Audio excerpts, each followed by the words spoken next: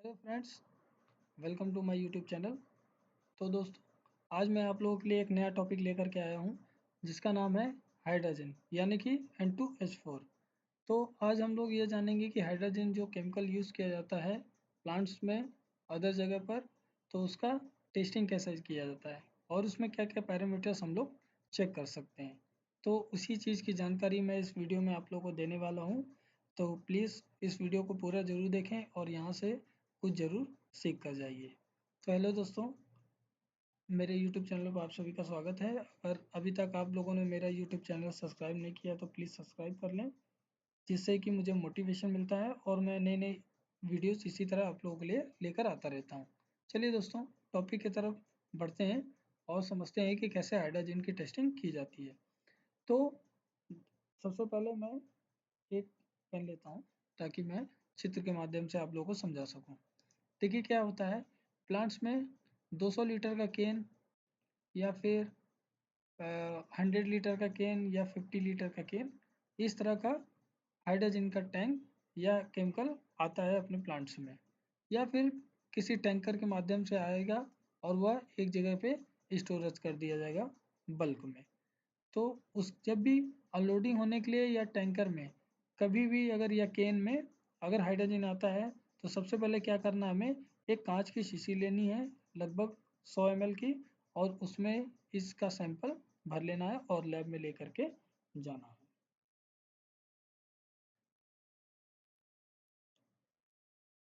फिर उसके बाद हम लोग उसी बोतल वाले सैंपल में से एक बीकर में या किसी जार में, या वही लगभग 250 ml के वाले कैपेसिटी वाले जार में, उसमें हम लोग 10 ml सैंपल लेंगे इस वाली बोतल से, और 50 ml DM वाटर उसी बीकर में ऐड कर देंगे और उसको अच्छे से मिक्स कर देंगे। फिर 10 ml हम लोग डालेंगे कॉन्सेंट्रेटेड HCl, जो कि रहेगा हमारा 1:1 का। हम लोगों ने 10 ml इसी में कॉन्सेंट्रेटेड 1:1 का HCl डाल दिया और फिर इसको अच्छे से मिक्स किया। और फिर हम लोग 3 ड्रॉप डालेंगे मेथिल ऑरेंज इसी सैंपल में और उसको अच्छे से मिक्स करेंगे, तो उसका कलर कौन सा शो होगा, येलो कलर का। उसके बाद एक ब्यूरेट लेंगे लगभग 50 सेंटीमीटर का, और उसमें हम लोग सॉल्यूशन डालेंगे कौन सा, 0.1 नॉर्मलिटी का पोटेशियम ब्रोमेट का, जो कि हम लोगों ने स्टॉक में बना करके अपने पास पहले से ही किसी बॉटल में रखा हुआ था, उसी से निकाल के इसमें भर देंगे। फिर उसके बाद हम लोग उसका टाइट्रेशन करेंगे, किसका, जो हम लोग बीकर लिए रहेंगे उसको हम लोग एक कॉनिकल फ्लास्क में भर लेंगे, जिसमें हम लोग टाइट्रेशन करते हैं, और उसको धीरे धीरे से drop by drop potassium bromate की मदद से हम लोग उसको टाइट्रेट करेंगे। तो हम लोग का एंड पॉइंट कलर जो है वो आ जाएगा येलो टू रेड, क्योंकि यहाँ पर येलो कलर हुआ था मेथिल ऑरेंज डालने के बाद। फिर दोस्तों जब वह कलर चेंज हो जाएगा, येलो से रेड हो जाएगा, तो हम लोग टाइट्रेशन बंद कर देंगे और जितना भी ब्यूरेट की रीडिंग आई रहेगी वो नोट कर लेंगे। उसके बाद देखिए दोस्तों, यहाँ हम लोगों ने फिर कैलकुलेशन किया है और कैलकुलेशन को मैंने फुल फॉर्म में भी यहाँ लिख दिया है। जैसे BR का मीनिंग होता है burette reading, N for normality, और नॉर्मलिटी पोटेशियम ब्रोमेट की है एंड पोटेशियम ब्रोमाइड की है, और 1:1 कंसनट्रेटेड HCl का हम लोग सॉल्यूशन यूज़ कर रहे हैं, जो कि हम लोगों ने यहाँ पर डाला हुआ था। तो कैलकुलेशन क्या है, burette reading multiply normality multiply 8 multiply 1000 divided by taken volume, जो कि हम लोगों ने ये लिया हुआ था। तो आंसर हमारा क्या निकल करके आता है, 800 ppb, यानी कि इस टैंकर में जो हाइड्रोजन की मात्रा है वह लगभग 800 ppm है। ठीक है दोस्तों, तो इस तरह से हम लोग टाइट्रेशन की मदद से, टाइट्रेशन मेथड की मदद से हम लोग हाइड्रोजन की टेस्टिंग करते हैं। चलिए आगे बात करते हैं, इसको हम लोग स्पेक्ट्रोफोटोमीटर में कैसे चेक करेंगे।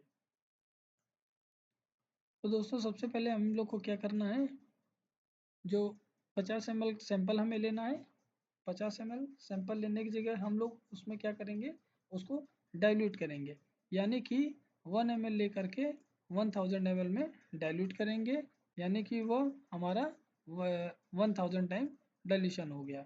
ठीक है, फिर लास्ट में जो आंसर निकलता है उसमें हम लोग जितना भी इस डाइल्यूशन फैक्टर का यूज़ करने कैसे करते हैं हम लोग कि जब भी लास्ट में हमारा कोई भी आंसर आता है तो उसमें हम लोग मल्टीप्लाई जितना हम लोगों ने उसका डाइल्यूशन फैक्टर लगाया है उसी को लिख देंगे। जैसे कि इसमें हम लोगों ने 1000 टाइम यूज़ किया है। फिर इसमें से जो हम लोगों ने 1000 ml में डाइल्यूट किया था इसको, उसमें से एक 50 ml के बीकर में हम लोग लेंगे, 100 ml के बीकर में लगभग 50 ml सैंपल लेंगे। फिर उसके बाद 2.5 ml हाइड्रोजन रिजेंट उसी में डालेंगे और उसके बाद 30 मिनट के लिए हम लोग लगभग उसको वहीं पर रोक देंगे। फिर सैंपल को लगाने से पहले डीएम वाटर से जीरो करेंगे एट हाइड्रोजन फाइल, यानी कि जो स्पेक्ट्रोफोटोमीटर होता है उसके अंदर जो फाइल रहती है N2H4 की, उसको हम लोग सिलेक्ट करेंगे। आप लोगों ने स्पेक्ट्रोफोटोमीटर तो चलाया ही होगा, नहीं चलाया होगा तो स्पेक्ट्रोफोटोमीटर के ऊपर मैंने एक ऑलरेडी वीडियो बना के रखा है, वह ज़रूर देखिएगा। मैं इस वीडियो की लिंक में उसका लिंक डाल दूंगा। ओके, तो N2H4 के लिए हम लोग क्या करते हैं, ब्लैंक सैंपल लगाते हैं जो कि डीएम वाटर का रहता है, और उसके बाद जो हम लोगों ने ये सॉल्यूशन मतलब कि सैंपल तैयार किया था उसको हम लोग जीरो करने के बाद उसकी रीडिंग ले लेते हैं। ठीक है दोस्तों, और फिर उसके बाद हम लोग का आंसर आप लोग देखे होंगे कि आंसर हम लोग का डिस्प्ले में शो हो जाता है। ठीक है, अभी देखेंगे रीजेंट जो हम लोगों ने अभी स्पेक्ट्रोफोटोमीटर वाले में यूज़ किया था, उसमें हम लोग जो यूज़ कर रहे हैं केमिकल, जो 2.5 ml हम लोगों ने हाइड्रोजन रीजेंट जो डाला था, तो वो कैसे बनाते हैं हम लोग लैब में। तो सबसे पहले क्या करेंगे, हम लोग 200 ml लगभग जो हमारा आइसोप्रोपिल अल्कोहल है उसको हम लोग 1 लीटर वाले बीकर में लगभग हम लोग 400 ml भर लेंगे। उसके बाद 40 ml कॉन्सनट्रेटेड HCl इसी में ऐड करेंगे और इसको मिक्स करते समय हम लोग स्टरिंग जरूर करेंगे, यानी कि ग्लास रॉड की मदद से इसको मिक्स करते रहेंगे। और दोस्तों एक खास बात, मिक्स ये केमिकल डालते समय सेफ्टी का जरूर ध्यान रखिएगा, क्योंकि केमिकल्स हाथ में या आंखों में या त्वचा पे कहीं पर भी पड़ता है तो HCl कॉन्सनट्रेटेड हो या प्योर हो वह असर जरूर दिखाता है और स्किन को या आँख को खराब कर सकता है। ठीक है, इसके लिए सेफ्टी का यूज़ ज़रूर किया करिए लैब में। फिर उसके बाद 8 ml हम लोग पी डाई मैथिल अमीनो बेंजोल्डिहाइड जो हमारा लिक्विड फॉर्म में रहता है वो इसी में ऐड करेंगे। और फिर उसके बाद हम लोग जो हम लोगों ने 440 का ये जो सॉल्यूशन बनाया था, क्योंकि 400 ml हो गया हमारा आइसोप्रोपिल अल्कोहल, 40 ml हमारा कॉन्सनट्रेटेड HCl और उसके बाद 8 ml हमारा पी डाईमेथिल अमीनो बेंजोल्डिहाइड जो डाला था उसको मिक्स करेंगे और अपने स्टॉक सॉल्यूशन की बोतल में भर के रख लेंगे। ठीक है, और टोटल रीजेंट जो रहेगा हमारा 440 ml ही रहेगा, उसमें कुछ भी ऐड नहीं करना है। ऐसा नहीं है कि हम लोग उसमें कुछ डीएम वाटर ऐड कर रहे हैं या कोई और सॉल्यूशन या केमिकल यूज़ कर रहे हैं। तो इस तरह से दोस्तों हाइड्रोजन की टेस्टिंग होती है। आप लोग अगर इसी तरह की वीडियोस और देखना चाहते हैं तो प्लीज़ मेरे यूट्यूब चैनल को सब्सक्राइब करें और प्रेस बेल आइकन प्रेस जरूर करें, जिससे कि सारा नोटिफिकेशन आप लोग को टाइम टू टाइम मिलता रहेगा। और इस वीडियो के अपने जितने भी वाटर केमिस्ट्री से रिलेटेड दोस्त हैं उनको शेयर ज़रूर कीजिए। चलिए मिलते हैं नेक्स्ट वीडियो में, तब तक के लिए पढ़ते रहिए और बढ़ते रहिए। Thank you.